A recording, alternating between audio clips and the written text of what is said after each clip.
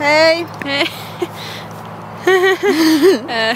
Me tehtiin Merin kanssa nyt tällainen videopostaus tästä päivästä. Tää on aika turha, mut teki vaan mieli tehdä. Eikä me edes olla tallilla. Tai kun meidän piti mennä poneelle, mutta emme mentykään. Ei niin, me oltiin ihan tylsiä tyyppejä, mutta tässä tämä. Me ollaan Julle. Hei. Joo.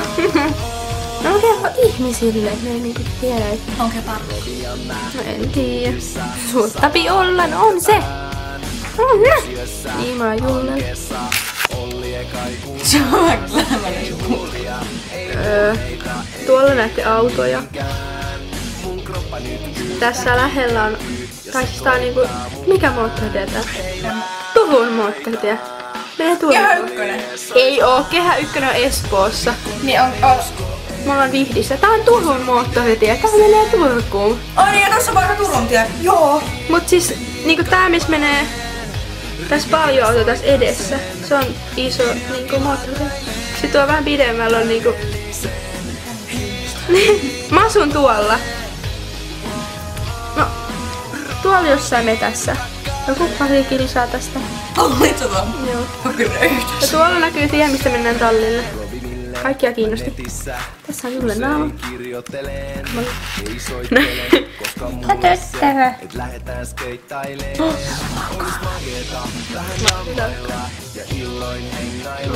sä voit teräväin.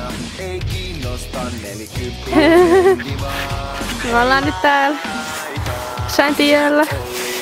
Julle asuu niinku tuolla päin. Ja me ollaan käyttämässä tupia lenkillä. Ja täällä on aika kauhea ilma. Tai siis silleen... Meinasin...